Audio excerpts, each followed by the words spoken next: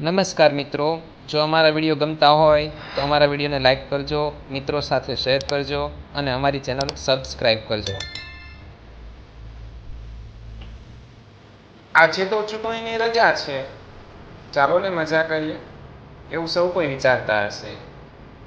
મતદાનની લાઈનમાં ટાઈમ બગાડાય? આ ગરમીમાં મતદાન કરવા કેમ જવું? પણ મિત્રો, એવું ના વિચારો. મારા એક મતથી શું ફરક પડશે? પણ એવું નથી, તમારા એક મતથી પણ ઘણો ફરક પડે છે. કઈ રીતે?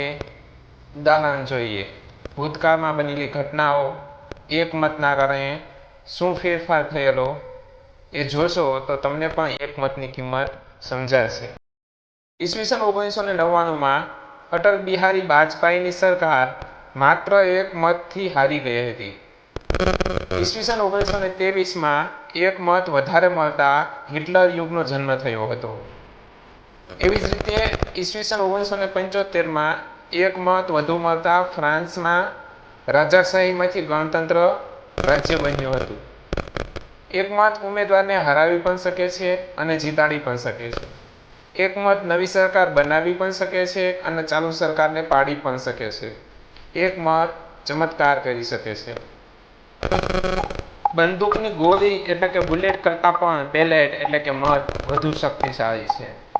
જો આપણે મતદાનની ફરજ પૂરી નથી કરતા તો તંત્રની ટીકા ટિપ્પણીનો આપણને હક નથી. માટે મતદાન આપણી ફરજ છે એમ સમજી મતદાન અચૂક કરીએ. કોઈ પણ લોભ, લાલચ, દબાવ કે પ્રભાવમાં આવ્યા વગર મુક્ત રીતે મતદાન કરીએ. જય હિન્દ, જય ભારત.